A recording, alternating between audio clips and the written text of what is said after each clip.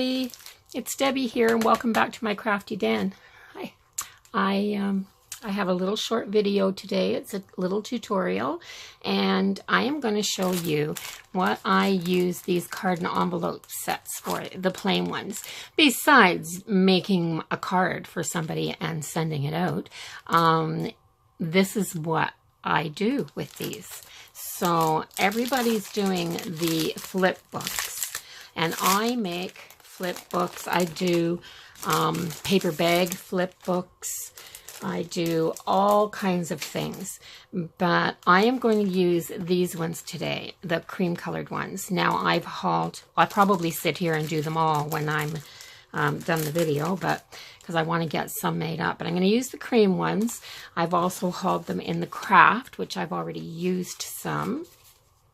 I've hauled them in the white, and I've hauled them in this kind of like a metallic looking silver gray. So, and I can't remember if they have more colors than that or not.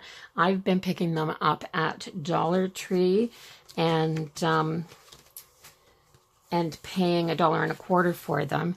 And you can get them at Dollarama as well in that Forever in Time brand. But you can do the same thing with any envelopes and any cards, as long as the cards and the envelopes are the same size. And you can even take craft paper, cut it to size, cut 3 pieces, fold them in half, and do the same thing. Make your own cards and do it. So I'm going to make 2 different kinds of flip cards today, just the bases, to show you how I put mine together. So the first thing that I'm going to do with the envelopes is and I think almost everybody does it the same way. There's numerous videos on YouTube showing how to do this. So I'm going to take the envelope and put it on my scoreboard like this. I'm going to find the score line of this fold right here, and I'm going to come over 2 notches and I am going to score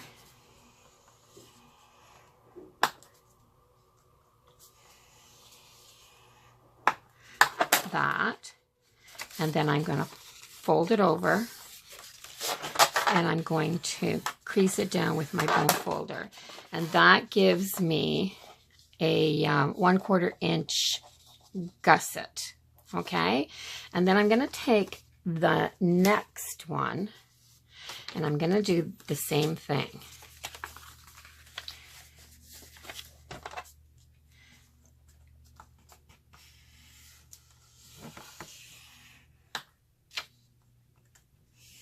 These are quite heavy envelopes. These ones aren't quite as heavy as the craft ones. The craft ones were really, really thick, but this card stock that the cards are made out of is amazing quality. So amazing stuff for at the dollar store. And I'm going to take my third one and I'm going to do the same thing, and this will be a 3 envelope flip book. So you can just use this method and add as many as you want to. You could do 4 or 5. I guess the sky's the limit, however far you want to go. So there's my score line. Fold it down. I don't know if I did that one. And that's all the measuring that you have to do to put this together. Easy peasy. So yeah, there's no cutting, no measuring, no. There's a little tiny piece of paper. I guess that won't show when I get it together anyway. So I'm going to take my first envelope. I'm going to put it on the table with this to the right. I'm going to try to find something with a dark. Oh, I'm going to put this down. This is just the back of that ledger that I hauled at the thrift store. I'll take my whole $1.99 sticker off of here. There. You should watch that video. Boy, did I ever score at the thrift store. It's not too many videos back, 3 or 4 maybe. So I'm going to take this envelope. I'm going to put this out to my right. And I am going to take, I'm using because this will all be for happy mail, for friend mail to send to people. So I am going to use my original tacky glue, and the reason that I'm using wet glue for this is because I want it to last. I love the tape runners, but I have done a few things years and years ago with the tape runners, and it seems to me that no matter, see, I had this sitting upside down and everything. It's really thick, this bottle. So I've done a couple of things with the tape runners and found that, I'm going to talk while this is running down, that after a few years, the tape dries out and pops off. You've seen really old photo albums where they scotch taped things in the corners, and then the scotch tape turns yellow, the glue dries out, and it all falls off. I've found that that's what some of the tape runners do.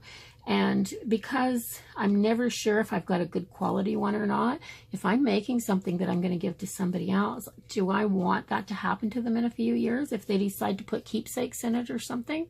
I just don't think so. So I think glue is my best bet. So I'm going to glue this edge. This is the inside part that you can lick and stick down. Of course, you could always just do that if you were making it for yourself. So that's what I'm doing. Now I'm going to show you, I'm going to put that in there, upside down. I have glued, I don't know if you can see it or not, but I've glued to this score line that I made, the second score line. I don't want it to go in because I don't want it to stick things down that I don't want stuck. I'm going to take this and set it up like this so that I can line it up. I am going to take this one so that the flap is, see, the flap is going the same way, and I'm going to put it right on that line just so that I can see the line. Just because I want it to fold up like this, see? And then before I press it down, I'm going to stand my envelopes up, and I am going to, I can do this with wet glue, see? I can't do this if I've got tape runner on there. And that makes sure everything is square, perfectly lined up. Then I can push this down, turn it over, and now I can do this.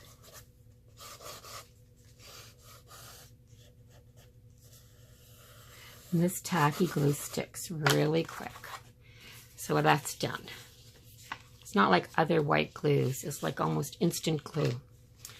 And I am going to do the same thing with this and the other envelope.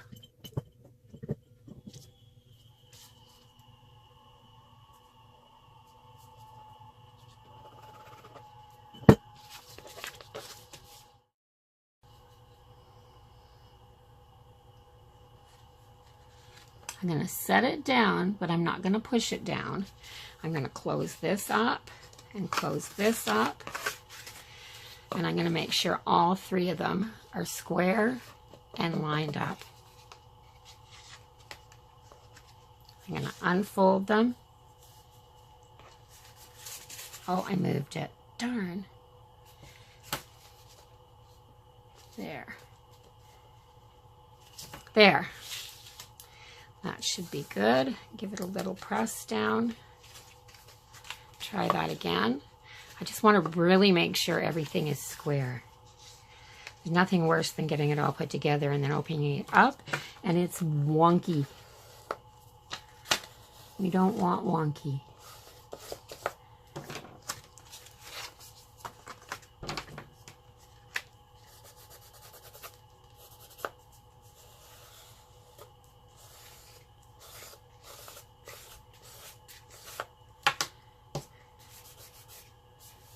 I'm just feeling to make sure I have no bits of glue coming out anywhere. I think I have a little bit on this side, maybe. There. Now I have a flip book with 3 pockets. So this will be the inside. This will be my closure. and this will be my first flip, my second flip. This is going to be the cover, and this will go over top of here, and you can put a magnet, or magnets are nice actually, or a Velcro dot, and I am going to, I didn't do this with a few of my last ones, but I am going to take this and my scoreboard, I'm going to put it on here and line it up straight so that I've got that right on that line. So I've got it nice and straight. And I'm going to go over one, that's my score line right there. And I'm going to do one more score line. Now I didn't do that on the last couple that I made, and I found that when I was done decorating them, I was having trouble getting this closed. So I think that rounded corner, by giving it an extra little score line, is just gonna help me keep that nice and flush. So that's how you make the base for an envelope flip book. And of course, if you keep going and adding more envelopes, you'll just have more and more flips. And one of my suggestions is that if you do that, do the first at a quarter, do the first couple at a quarter, your little gusset line, do the second couple at just 1 more eighth, and then maybe do, if you did a great big huge one, do the next ones at 1/2 inch, because this is going to get thicker and thicker as you go. It's that simple, that simple. So that's what I do with the envelopes. And for $1.25, there's 6 envelopes. So I could get 2 3-page flip books for friend mail to send out as friend mail to people. So I've got that one done, and I'm going to show you what I do with the cards. So 3. They're already scored, so just fold them right on that score line.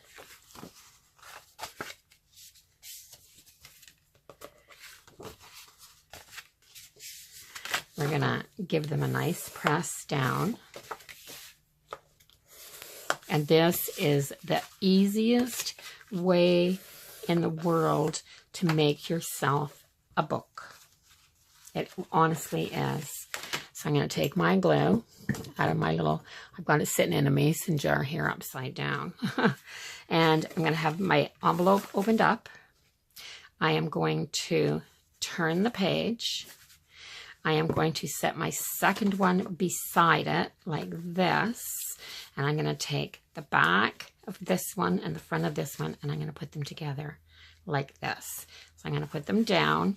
I am going to take my glue, and I am going to run a small bead of it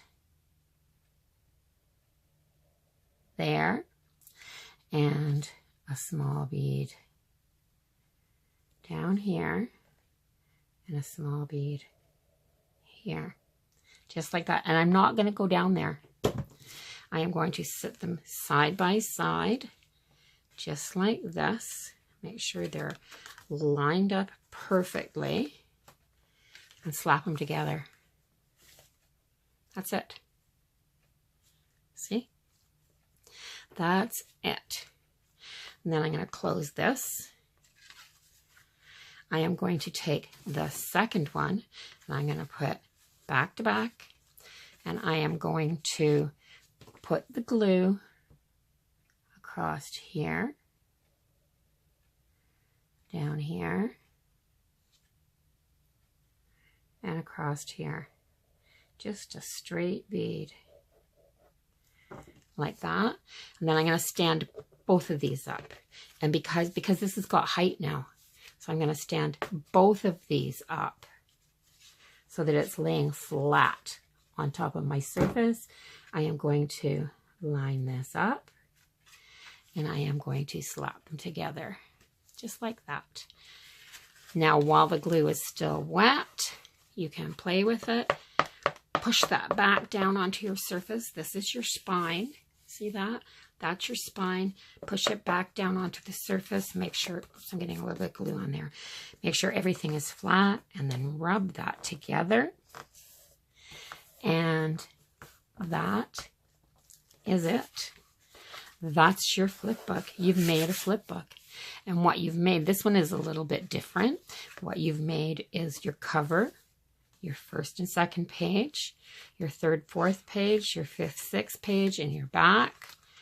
And you've got a pocket here. And you've got a pocket here. And what you can do, and what I think I'm going to do with this one, because I kind of know what I'm doing with this one already. So I'm going to take my 1-inch punch. My 1-inch punch? Yeah, my 1-inch punch. And I am going to go in the middle. I'm going to go about halfway. And I'm going to do that. And I'm going to do the exact same thing. And I am going to do it right in the same spot on the next page. So what I do is I put it on my next page, and then I line my first page up onto it, and then I just eyeball that hole punch,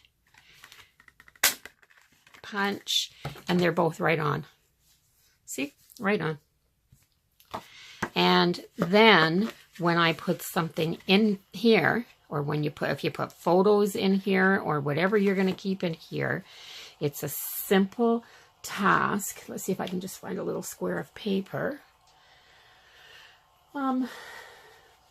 Yeah, like I don't have it all over my desk and nothing's square.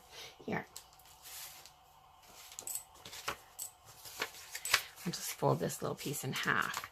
So if I put something in here, just like this, and slide it in like that, it's just a simple task to pull it out. So sometimes I'll put things in here, but I'll put tabs on them so that you can pull it out. But I like this as well. And I find that is just such a simple thing to do. And what's really, really nice is when you make this flip book up, you're going to cut. Now, I'm not giving you any measurements here today because everybody uses different envelopes for these and everybody uses different cards. And you can just do whatever size you want by using cardstock and making your own. So measurements aren't going to make any sense to people because unless you're using these exact same ones, it's not going to work. So that's what I got for you. And what you're going to do to decorate these now is you are going to cut a mat. Some people cut a mat that's the exact size and glue it down. I prefer to go 1/8 or 1/16 of an inch smaller all the way around, just so that my card, because I've used all the same card, so my card can be a little frame around each page. So I would mat this one, I would mat this one, I would mat this one, and then once it's matted, see, once it's matted, it's going to cover over your little finger pull slot that you made. Take your paper punch, put it over again, line it up with, let's see, I'm having a hard time getting that in there because it's starting to get thick now. I got 2 pieces of paper here. Let's do this. It might work now. So line it up